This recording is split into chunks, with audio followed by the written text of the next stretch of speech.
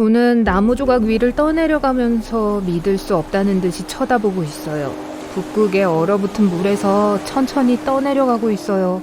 존은 자기가 일하고 살았던 배가 거대한 뱃머리를 하늘 높이 들고 번개 소리만이 재현할 수 있는 소리를 내면서 반으로 쪼개지고 있는 걸 보고 있어요. 심란하고 말문이 막혀 오직 자기가 자기 혼자 타이타니코의 죽음 뒤에 숨겨진 어두운 진실을 알고 있다고 믿고 있죠.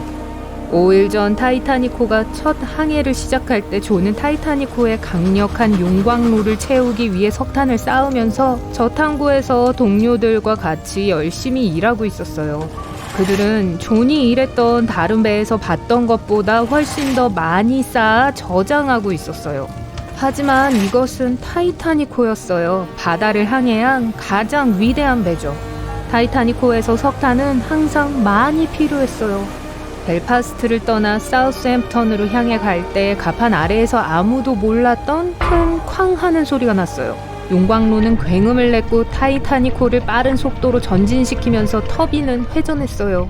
신경 쓰이는 큰 소리에 대해서는 모른 채 선원들은 배가 앞으로 나아가자 환호성을 질렀죠. 사우스햄프턴에 도착하자 그렉은 수백 명의 다른 승객들과 같이 배에 올랐어요. 바다에서 13년을 보냈던 그의 방대한 경험에는 이전에 6척의 배에서 갑판수 역할을 했던 것도 포함되어 있었죠. 지금까지 만들어진 역사상 가장 위대한 선박에 새로운 도전을 할 준비가 된 그는 자신의 경력에서 다음 도전을 기대하고 있었어요. 그렉은 특히 북극을 항해한 풍부한 경험을 갖고 있었어요. 그의 역할은 선원들 사이에서 아주 중요했어요. 북극 주변의 바다를 이해하는 것이었죠. 그는 빙산골목의 위험한 길을 건너기 시작할 때 중요한 감시자가 될 거예요. 그렉은 항해에 대한 몇 가지 걱정거리가 있었어요. 지구의 궤도가 태양과 달에 현저하게 가까워서 더 높은 조수를 야기했어요. 이게 빙산을 더욱 눈에 띄게 해서 뉴욕으로 가는 타이타니코의 항로를 향해 빙산을 떠내려가게 만들 것이기 때문이었죠.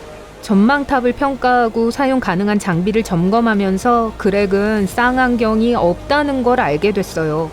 이게 그를 걱정하게 만들었지만 선원들은 그저 그렉을 비웃었어요. 만약 가판에 얼음이 부족하면 빙산을 바로 뚫어서 얼음을 얻으면 되는 거지 라고 한 선원이 웃었어요. 그렉은 이 분위기에 공감할 수 없었어요. 배에서 아주 중요한 임무를 맡았기 때문에 왜 장비가 부족한 건지를 알고 싶어 안달이 난 그렉은 더 물어보았죠. 안타깝게도 쌍안경 보급용 찬장 열쇠를 갖고 있던 장교가 마지막 순간 승무원에서 제외되었어요. 이렇게 중요한 게 간과되었단 걸 그렉은 믿을 수 없었죠. 그렇게 많은 사람들을 태우고 있는 강력한 배가 특히 위험한 길을 지나가는데 이건 말이 안 됐어요. 하지만 배의 소유물에 침입하는 걸로 벌금을 내고 싶지 않아서 결국 쌍안경이 필요하지 않기를 바라면서 그렉은 그냥 넘어갔어요. 궁극적으로 빙산이 예상되었으면 모든 우려사항을 알리는 경고 전보가 선장에게 울렸을 거예요. 그렉은 앞으로 닥칠 위험을 알린 경고가 수신된 걸 알지 못했어요.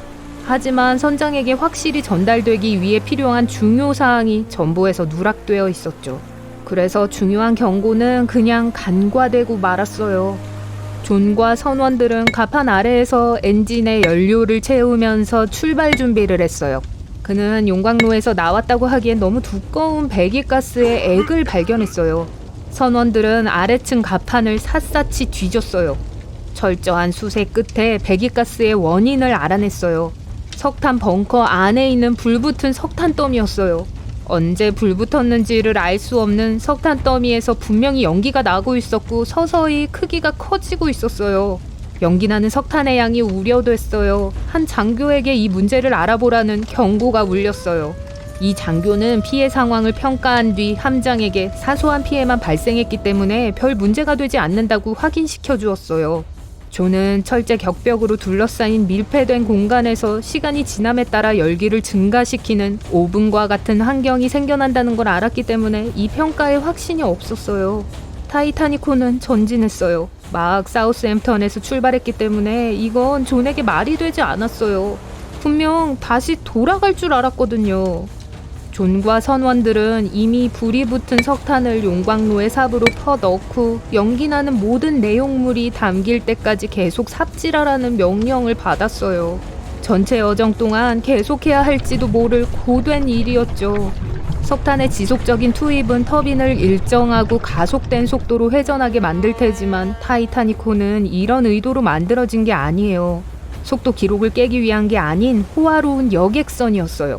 하지만 승무원들은 타이타니코를 가라앉을 수 없는 걸로 인정받을 뿐만 아니라 가장 빠른 속도로 인정받는데 열중했어요. 존과 선원들은 며칠 동안 계속 석탄을 화로에 퍼넣었어요. 뱃머리의 온도는 날로 뜨거워지고 있었어요. 격벽 내의 열이 너무 심해 철벽과 리벳의 이음매들이 약해졌어요. 이틀만 더! 이틀만 더! 존은 끊임없이 일하는 동료들의 사기를 북돋우려고 웃고 있었어요. 하지만 모두가 웃고 농담하고 육지를 고대하고 있을 때 그들은 자신도 모르는 사이 최후에 다다랐어요.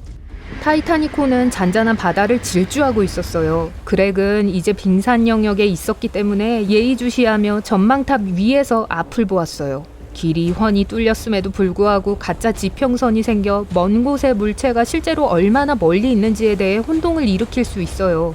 멕시코 만류의 해역을 지나 더 차가운 레브라도 해류로 가고 있어서 공기기둥이 아래에서 위로 냉각되어 열 역전을 일으켰죠. 이 엄청난 높은 기압은 안개가 끼지 않도록 해주며 현혹될 만큼 맑은 전망을 제공해 주었어요. 하지만 열 역전은 착시 현상을 일으켜 지평선을 더 멀리 더 높게 있는 것처럼 보여주거나 그 앞에 있는 모든 물체를 가릴 수 있어요. 바다의 이런 가짜 지평선은 접근하고 있을 수 있는 빙산들을 쉽게 감추죠. 그렉은 북극의 잔잔한 바다의 위험에 대해 알고 있었고 파도 속에서 빙산을 발견하기 더 쉬운 거친 바다를 선호했어요. 전망대에서 유심히 보면서 그렉은 앞에 있는 어두운 심연 쪽을 보고 있었어요. 갑자기 바로 앞 1.5km도 안 되는 곳에서 어마어마한 그림이 주변의 어두운 물에서 빠르게 나타났어요. 바로 앞에 빙산이다! 그렉은 동료에게 소리쳤어요. 동료는 재빨리 조타실에 우연으로 방향을 바꾸라고 지시했어요. 조타수가 전보를 받았어요. 순간적으로 그는 키를 시계 반대 방향으로 돌렸어요. 그러고 나서 운전대를 잘못 돌렸단 걸 깨닫고 재빨리 반대 방향으로 돌렸죠. 배는 속도를 줄이면서 좌연으로 방향을 틀면서 빙산을 향해 나아갔어요. 비록 키를 돌리는데 지연이 있었지만 신호로부터 짧은 거리 그리고 그들이 항해하던 빠른 속도 때문에 달라지는 건 없었을 거예요. 빙산으로 접근했을 때 빙산을 피한 것 같아 보였지만 빙산의 87% 이상이 물속에 있었어요. 그리고 그 옆을 따라가면서 밑에 숨겨진 얼음이 좌연 뱃머리에 부딪혀 1평방미터의 구멍을 뚫어 찢었어요. 배는 흔들렸고 모든 선원들은 뭔가 잘못되었다는 걸 알았죠.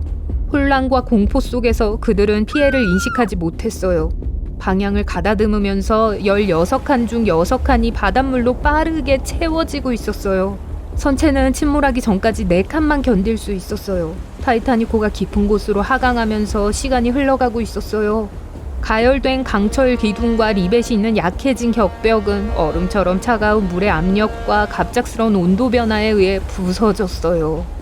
배를 포기하라는 명령이 떨어졌어요. 구조 신호가 인근 선박에 전달되는 동안 구명보트가 진수될 준비가 되었어요. 무선 통신사는 죄책감을 느끼며 앉아 최근 타이타니코와 접촉한 근처 선박들을 향해 끊임없이 신호를 보냈어요. 타이타니코가 사우스햄턴에서 출발한 이후 빙산에 대한 경고를 제공해주면서 지난 며칠 동안 이 배와 지속적인 교신이 있었어요. 마지막으로 받은 경고 메시지는 불과 1시간 전이었어요. 최종 경고를 받은 통신사는 빙산에 대한 그들의 경고가 무의미하다는 가정하에 무식하게 조용히 해라라고 응답했어요.